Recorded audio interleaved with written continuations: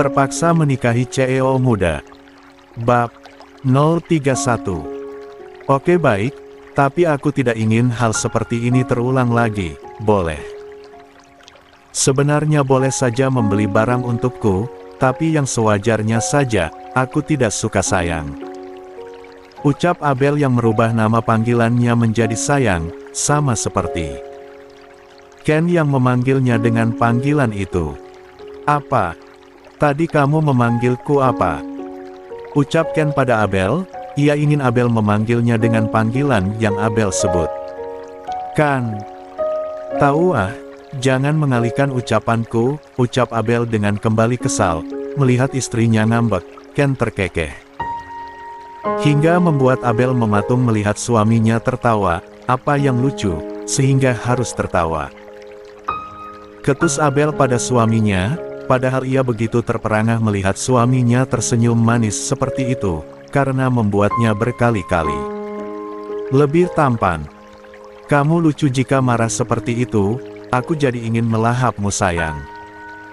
Ucap Ken dengan menggoda istrinya yang terlihat menggemaskan. Tidak, aku tidak mau, aku lelah. Ucap Abel yang benar-benar lelah, apalagi setelah beberapa hari ia harus sakit gara. Gara Ken yang terus-menerus meminta haknya. Baiklah, aku akan menahannya demi kamu, karena aku tidak ingin kamu sakit seperti kemarin.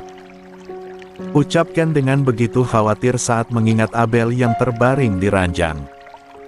Mereka dengan keadaan yang lemah. Makanya jangan seperti itu, jika aku sakit terus tidak bisa melayanimu bagaimana? Ucap Abel dengan memberikan pertanyaan pada suaminya. Aku akan menunggumu sampai sembuh sayang, terutama aku akan merawatmu hingga sembuh, ucap Ken. Dengan jujur dan penuh perhatian. Benarkah? Bukan melampiaskan dengan wanita lain, atau membayar mereka misalnya, ucap Abel dengan menebak. Nebak, tetapi membuat Ken kesal. Astaga, aku tidak seperti itu sayang, aku tidak akan membuang-buang uangku hanya untuk seperti itu. Lagian aku sudah mempunyai istri yang begitu cantik untuk apa lagi? Membayar wanita-wanita luar.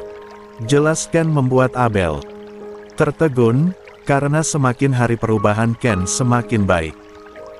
Apalagi pria itu sudah tidak segan dan kaku lagi pada Abel, membuat Abel merasa nyaman. Saat ini Ken juga sudah berani berbicara panjang lebar membuat Abel semakin tidak menyangka. Karena pria yang sedatar dan sedingin Ken bisa menjadi pria yang perhatian dan tidak kaku lagi padanya. Abel berdoa semoga Ken selamanya bisa seperti itu perhatian dan menyayanginya selama-lamanya.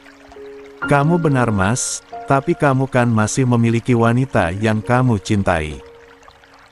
Ucap Abel dengan sendu, walaupun ia saat ini senang, tetapi ia juga merasa sedih saat mengingat Ken yang masih memiliki masa lalu yang belum selesai, apalagi Ken yang masih sangat menginginkan kepulangan gadisnya. Membuat Abel ingin menyerah saja. Sayang, aku tahu. Tapi aku tidak mau kamu pergi dari kehidupanku, aku merasa nyaman denganmu, semoga saja kita bisa terus bersama selamanya, karena aku tidak ingin kita berpisah. Aku juga kemarin-kemarin sempat meragukanmu, tetapi semakin kesini aku tidak bisa melepaskanmu, karena kamu yang telah membuat hatiku kembali terbuka. Setelah sekian lama akhirnya aku bisa merasakan detak jantung yang berbeda dan itu berlaku saat berdekatan denganmu. Jelas Ken membuat Abel terperangah. Apakah benar yang dikatakan Ken? Apakah dia tidak salah bicara? Atau dia sudah menerima dan mencintai Abel? Jika apa yang dikatakan oleh Ken itu benar, maka Abel akan bersyukur dan berterima kasih pada Tuhan yang sudah memberikan suami seperti Ken. Tidak ada kesalahan sama sekali di dalam dirinya. Selain tampan ia juga seorang penyayang.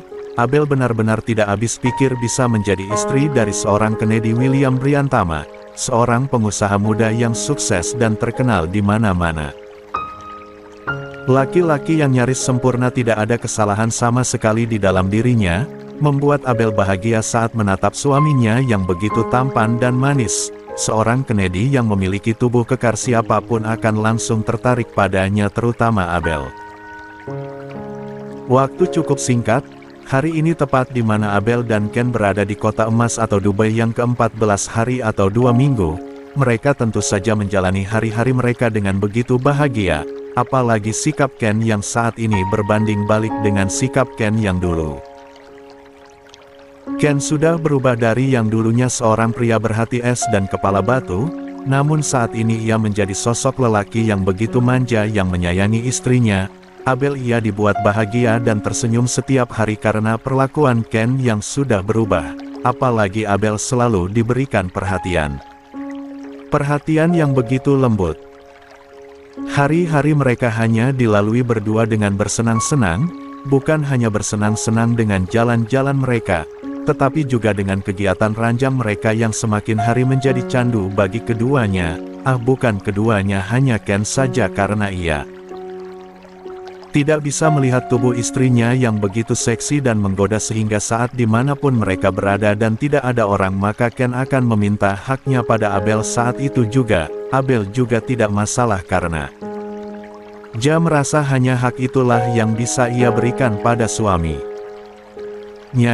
Seperti saat ini pada sore hari mereka berdua baru saja selesai dengan kegiatan ranjang mereka. Desak Ken dan Abel secara bersama saat mereka sama-sama melakukan pelepasan mereka berdua yang entah sudah berapa kali itu hanya Abel, Ken, dan autor yang tahu. Hehe. Ken menjatuhkan tubuhnya di samping Abel yang berbaring, peluk keringat mereka berdua yang saat ini menjadi saksi di antara kegiatan panas mereka berdua. Lelaki itu pun memiringkan tubuhnya untuk memeluk istrinya yang terlihat kelelahan. Ken menciumi wajah Abel dengan kecupan-kecupan kasih sayang. Sudah dong Han, jangan begitu, wajahku penuh keringat loh, kamu tidak jijik apa? Ucap Abel saat Ken terus menghujani kecupan di wajahnya yang penuh keringat, namun lelaki itu tidak mempedulikan ucapan Abel, ia malah terus mengecupi Abel hingga membuat Abel kesal. Untuk panggilan kali ini sudah berubah, karena Ken yang meminta Abel agar tidak memanggilnya dengan sebutan Mas. Dengan berpikir panjang akhirnya Abel tidak menyebut Ken dengan sebutan Mas. Ia memanggil dengan sebutan Han, yang artinya sebenarnya adalah Honey, tetapi ia lebih mudah menyebut Ken dengan sebutan Han. Aku sudah terlalu candu denganmu sayang, aku jadi tidak rela jika kamu dilihat oleh orang, ucap Ken pada Abel. Jika tidak boleh dilihat terus bagaimana, apa aku harus di dalam kamar hingga tua? Ucap Abel dengan kesal pada suaminya yang terlihat berlebihan. Tidak juga, kan itu hanya keinginan sayang, kamu tetap boleh keluar tapi harus denganku. Jika ada laki-laki yang menatap istriku ini maka aku tidak akan segan-segan untuk mencongkel matanya. Ucap Ken dengan begitu mantap, iya. Tidak rela jika ada seorang pria lain yang menginginkan istrinya. Jangan seperti itu juga dong, berlebihan. Ketus Abel, yang bergidik ngeri saat mendengar ucapan suaminya. Tidak berlebihan sayang, aku tidak mau ada yang menginginkan kamu. Kamu itu hanya milikku, aku menyayangimu dan aku tidak ingin kamu pergi dari kehidupanku. Ucap Ken ia sadar jika saat ini dia begitu menyayangi dan mencintai Abel. Ia tidak tahu kenapa ia begitu cepat merasakan kasih sayangnya pada Abel, mungkin karena mereka berjodoh jadi takdir yang telah merubah perasaan Ken. Aku tidak akan pergi, jadi jangan khawatir, aku akan pergi jika kamu bermain wanita. Ucap Abel dengan menatap suaminya yang juga menatapnya. Karena saat ini mereka berada di atas ranjang, mereka sama-sama polos namun tubuh mereka tertutup dengan selimut. Itu tidak akan terjadi, ucap Ken dan memeluk Abel serta mencium pucuk kepala Abel. Aku percaya padamu, ucap Abel yang membalas ucapan Ken. Ting, ting, ting. Siapa yang telepon ya? Gumam Abel saat mendengar Suara ponselnya berdering. Angkat, siapa tahu penting, aku mau mandi dulu ya. Ucap Ken pada Abel dan ia pun turun dari ranjang dengan keadaan polos tanpa sehelai benang yang menutupi tubuhnya. Ia sudah tidak malu lagi dengan Abel, begitupun dengan gadis itu ia juga. Sudah tidak malu lagi dengan suaminya. Setelah menganggukkan kepalanya, Ken pergi masuk ke kamar mandi, sedangkan Abel ia mengambil ponselnya yang terus berdering di atas nakas, dan melihat nama yang tertera di layar ponselnya sejak ia mengkerutkan keningnya, namun, ia pun mengangkatnya dengan keadaan yang masih polos, tetapi Abel duduk bersandar di dashboard ranjang, dengan tubuh yang tertutup oleh selimut. Ya halo tante, tumben. Ada apa ya? Jucap Abel dengan heran, pasalnya, nama yang dipanggilnya tante selama ini tidak pernah menghubungi dia, tapi saat ini wanita itu tiba-tiba menghubungi Abel. Abel, apa kabarmu tante, sangat rindu padamu, jucap suara cempreng dari seberang sana. Baik tante, aku pikir tante sudah lupa dengan Abel, karena sudah lama banget kan tante tidak pernah kabari Abel, apalagi semenjak mama dan papa tidak ada. Jelas Abel dengan apa adanya. Maafkan tante ya Abel, kamu tahu sendiri kan keadaan tante bagaimana. Tante begitu sibuk, apalagi tante harus mengurus arah kakak kamu, jadi baru sekarang bisa kabari kamu. Jelas wanita itu yang entah alasan apa lagi sehingga harus menghubungi Abel. Ya sudah, tidak apa-apa tante, Abel mengerti. Lalu, bagaimana dengan Kak Ara? Apa dia sudah sadar, jucap Abel. Yang menanyakan keadaan Ara, belum pulih, dia masih seperti dulu, kata dokter. Hanya keajaiban yang bisa membuat Ara kembali sehat dan melewati masa kritisnya. Jelas wanita itu dengan apa adanya, Abel hanya bisa mendoakan tante, semoga saja Kak Ara segera sehat dan bisa berkumpul lagi, jucap Abel dengan santai. Oh iya tante, dengar kamu sudah menikah ya? Kok tante tidak dikabari sih? Jucap wanita itu. Maaf Tan, soalnya mendadak acaranya jadi Abel tidak sempat memberikan kabar pada kalian, jucap Abel dengan jujur. Baiklah, semoga saja pernikahan kalian bahagia ya. Tante harap kamu bisa kesini jenguk kami, siapa tahu kedatanganmu bisa membuat Ara bangun. Jucap wanita itu dengan santai namun terlihat mengharapkan kehadiran Abel. Besok akan Abel usahakan Tan, saat ini Abel sudah memiliki suami jadi Abel harus meminta izin dulu padanya. Jelas Abel yang mana ada benarnya. Baiklah tante mengerti, semoga suamimu juga mau datang kemari, sekalian berkenalan dengan kita, walaupun jauh. Kita juga keluarga bukan? Jelas wanita itu via tante, nanti akan Abel coba bicarakan, ya sudah kalau begitu, Abel tutup dulu teleponnya, ucap Abel. Baiklah, bye-bye sampai jumpa, jucap wanita itu dengan ramah tut. Panggilan ponsel pun berakhir dengan Abel yang mematikan panggilannya. Ia merasa ada yang aneh dengan tantenya yang tiba-tiba menghubunginya. Tumben sekali menghubungiku hanya untuk menjenguk Kak Ara, dari dulu kemana saja, gumam Abel dalam hati. Ia masih tidak habis pikir. Ceklek. Siapa yang menelpon sayang? Tanya Ken yang baru saja keluar dari kamar mandi. Ia keluar setelah selesai dengan ritual mandinya. Lelaki itu keluar dari kamar mandi dengan handuk yang melilit di pinggangnya, serta tangan yang mengusap rambutnya yang basah dengan handuk. Ken berjalan melenggangkan kakinya menuju ke arah Abel, di mana gadis itu sedang duduk dengan bersandar di dashboard ranjang, sedangkan tubuhnya ia tutupi dengan selimut. Tampak Abel yang memikirkan sesuatu sehingga membuat Ken mendekati istri cantiknya. Sayang, panggil Ken dengan tangan yang menyentuh pipi istrinya. Seketika Abel yang merasakan pipinya dingin akibat tangan Ken yang menempel membuat gadis itu menoleh ke arah Ken dan menatap wajah tampan suaminya. Dengan senyuman, "Han, sejak kapan kamu di sini?" tanya Abel dengan terkejut saat menyadari suaminya sudah duduk di tepi ranjang. Samping dirinya, "Kenapa?" Siapa yang menelponmu tadi?" ucap Ken. Mengulang ucapannya yang tidak dihiraukan oleh istrinya tadi. Itu tanteku yang ada di Jepang Han, aku merasa ada yang aneh darinya. Jelas Abel tanpa berbohong pada suaminya. Jepang. Memangnya kamu ada tante lagi, selain tantemu yang datang ke acara pernikahan kita waktu itu? Tanya Ken. Penasaran, ia hanya tahu dengan tante Kesi beserta suaminya Mahendra. Ada, tanteku yang ada di Jepang itu kakak dari ayah dan tante Kesi, kebetulan dia tinggal di Jepang. Ucap Abel. Dengan jujur dibalas anggukan oleh Ken. Memangnya kenapa?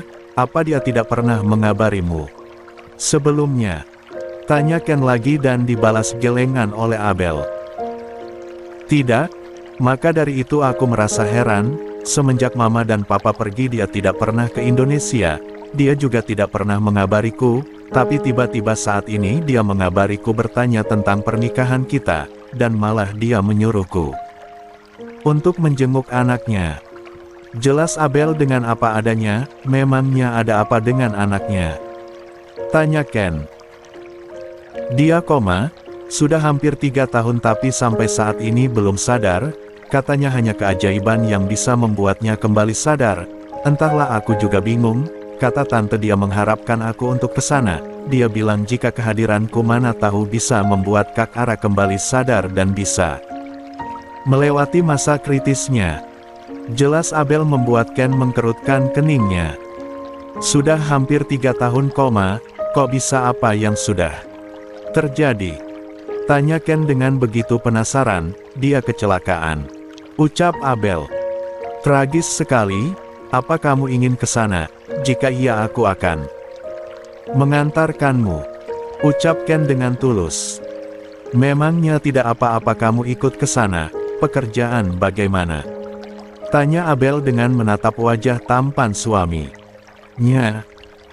Tidak masalah, aku lebih khawatir nanti saat kamu ke sana sendirian, aku hanya ingin menjagamu, besok kita menuju Jepang terlebih dahulu sebelum pulang. Ucap Ken. Dengan menatap manik mata istrinya. Baiklah, jika kamu tidak keberatan aku ingin ke sana hanya berkunjung saja. Ucap Abel yang dibalas anggukan oleh suaminya.